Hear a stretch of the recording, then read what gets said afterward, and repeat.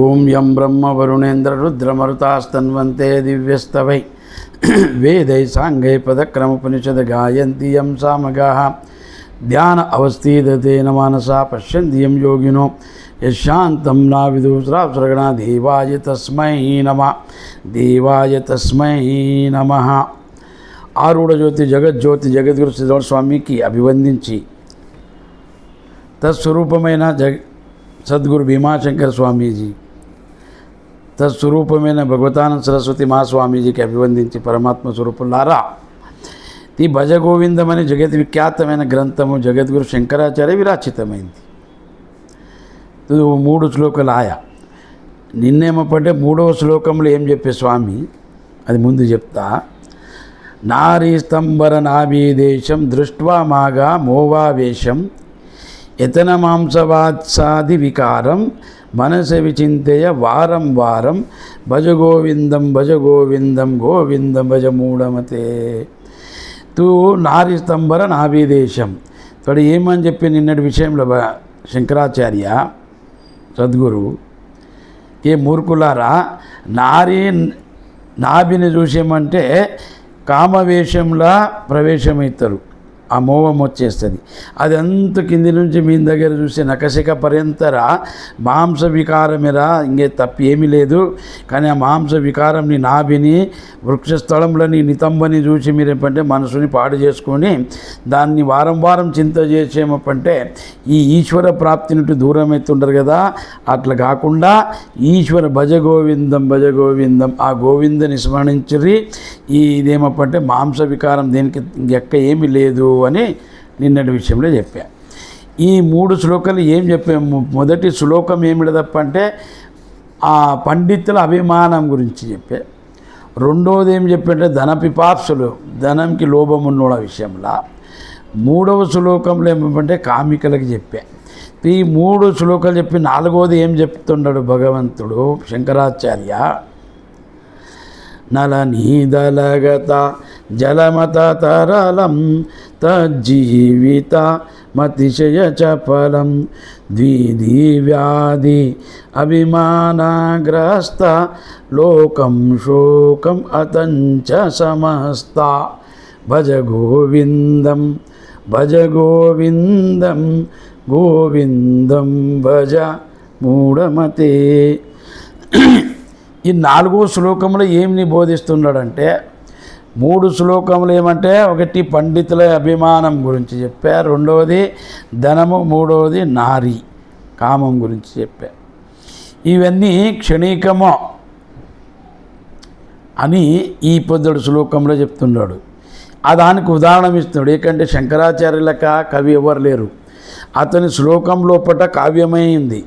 అతని శ్లోకంలోనే దృష్టాంతమో జ్ఞానమో, ఆ దృష్టాంతం నుండి ఉపమాయం ఇస్తాడు కదా, ఉపమా నుంచి ఉపమేయం తెలుసుకునేడు భావం పెట్టుకుని అతను చెప్తుంటాడు లోకంకి తెలవాలని. దానికి జగద్గురు శంకరాచార్యుడు ఏమన్నాడు, నలని దలగత జలమత తరళం తజ్జీవితం అతిశయ చపలం. అరే మూర్ఖుడా, ఈ కమలం ఉదాహరణ ఇచ్చినాడు. మనిషి ఏముండదు కదా,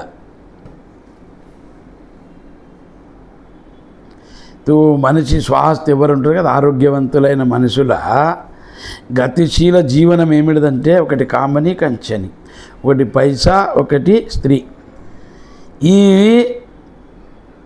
ఇవే నేర్పుతుంటాడు. స్వాస్థ్యం ఎవరైతే ఆరోగ్యవంతుడు, ధనవంతుడు, గుణవంతుడు ఉండడంటే వాడు 2 దాంట్లోనే పెడతాడు మనసు, ఒకటి కామిని కంచని అని. కానీ వాస్తవం కాదు ఇవన్నీ ఏముండదు కదా,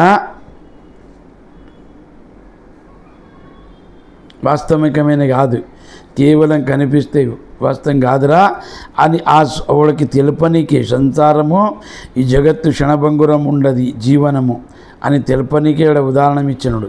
ఈ కష్టమైనమైంది ఈ జగత్తు ఏముండదు, క్షణభంగురమైంది, కేవలం కనిపిస్తుంది, అర్ధ క్షణంలో ఏమప్పంటే ఇది పడిపోతుంది. కష్టస్వరూపమైంది జగత్తు. అన్ని వ్యక్తులకేమప్పంటే తెలియాలి అందరికీ అని ఆ గురువు చెప్పినాడు. ఏమని అంటాడంటే అతన్ని, జీవనం ఇంత అనిశ్చితమైంది, యాదాందాన నీవు నిశ్చయం చేయొచ్చు కానీ జీవనంది నిశ్చయం చేయడానికి రాదు. అది కష్టస్వరూపమైంది. దాని వ్యతిరేకమో ఇంకేమీ లేదు. అది ఇచ్చడిది ఏమేమి పని చేస్తుందో దాని కష్టమే, దుఃఖమే, ఇంకోటి లేదు. మళ్ళీ నిత్యమైనది కాదు, అది శాశ్వతమైనది కాదు. మనిషి ఏం చేస్తాడంటే ప్రతి ఒక్క వస్తువులని శాశ్వతం చేసుకున్నాడు. భోగము శాశ్వతం కావాలని కోరుతుంటాడు. కానీ అది శాశ్వతమైంది కాదురా, క్షణికమైంది అని చెప్పనీకే అతని ఉదాహరణ ఇచ్చినాడు. ఏమి కమలం ఉదాహరణ ఇచ్చినాడు. ఎందుకంటే సమయము లేదా వ్యర్థం పోగొట్టుకున్నారు.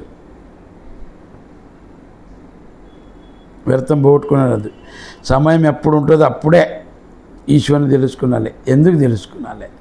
మృత్యు శాశ్వతమైంది. జగత్తు లోపల అన్ని అశాశ్వతమైంది, మృత్యు మాత్రం శాశ్వతమైంది, సత్యమైంది. దానికి ఆ మృత్యు చెప్పి రాదు. అది ఎప్పుడు వస్తుంది ఎవరికి తెలియదు. అదేం చెప్పొస్తుంది ఏమి ఎవరికన్నా సూచన ఇస్తుంది, పత్రిక తోలుతుంది. ఏమి రేపు నేను వస్తుండ నీవు తయారై ఉండప్పు అంటదే? లేదు. అది వచ్చేటప్పుడు ఎవరికి గోచరం చేయదు, పత్రిక తోలది, ఎవరిని చెప్పి పంపేది నేను వస్తుండ అని. అది వస్తుంది అన్యంకల దాని సత్తా ఉండదు. అది ఊర్లో వస్తుంది, కేరళలో వస్తుంది, గుడిలా, మఠంలా, హాస్పిటల్లా, కోట్ల, కచేరీలా, నడువంగా, కుకునుంగా, గార్డెన్లా అన్యంకలు వస్తుంది. అది చెప్పకుండా వస్తుంది. అది అన్ని ఇంట్లోకి వస్తుంది, అందరి కాడికి వస్తుంది, అన్ని క్షేత్రంలోకి ప్రవేశమవుతుంది. దాన్ని నిలబెట్టేటోడు ఎవ్వరు లేరు. అది వ్యక్తిని చూడది. ఇతను జ్ఞాని, ధ్యాని, సన్యాసి, యోగి, తపస్వి అని కూడా చూడది. చిన్నపిల్ల, ముసలోడు, వృద్ధులు, పేదోడు, శ్రీమంతులు అని చూడది. ఎవ్వరి వ్యక్తిని అది పర్వజేది. అది ఏమంటే దాని సమయం ఎప్పుడు అయిందప్ప అంటే తక్షణం వచ్చేస్తుంది. అది దానికి ఒక పదంలో వాడలేరా ఏమని? ఎప్పుడైతే ఆయుష్యం తీరుతుందప్ప అంటే ఒక్క నిమిషం అది ఉండలేదు, వెళ్ళిపోతుంది, తీసుకుపోతుంది. దానికి దాన్ని రాకిన ముందే నీవు జాగ్రత్తగా, స్వామి చెప్పేదేమప్పంటే నువ్వు జాగ్రత్తగా. ఎందుకంటే బుద్ధునికి కూడా మరణమే తెలుసుకున్న దానికి అతని ఇల్లిడిసే. గౌతమ బుద్ధునికి ఏం తెలిసే? రాజా ఉండే, భార్య ఉండే, వైభవం ఉండే, సౌందర్యం ఉండే, అతని కాడ లేనిదేం సుఖం, అన్ని సుఖాలు ఉండే. కానీ అది దుఃఖమైంది. అతను దానికి ఒక శ్లోకమే అన్నాడు, సర్వం దుఃఖం దుఃఖం సర్వం క్షణికం క్షణికం అని. ఇవన్నీ క్షణికమైనవి, దుఃఖమైనవి ఇవన్నీ. దీనిలోనే ఏముండదు అని కలిసి అతను తెలుసుకునే అడవి చేరే, వనప్రాస్తుడా వనంకి చేరి ధ్యానం చేసుకొని ఆ ఆత్మసాక్షాత్కారం చేసుకునే. అతని కథ పెద్ద ఉండదు. గౌతమ బుద్ధుంది. అతని ఎప్పుడైతే జన్మించి అతని గురువు చెప్పిండే, ఈయన బయట జగత్తే చూపుతుంటే వెళ్ళిపోతాడు. ఈడ తోడు తండ్రి అన్ని ఇంట్లోనే పెట్టిండోనికి సౌలతులు, ఆడేడిది పాడేడిది అంతా. పెళ్ళి చేస్తే బెల్లము పిల్లగాడు పుట్టిన పిల్లగాని ముఖం చూసి తక్షణం వెళ్ళిపోతాని.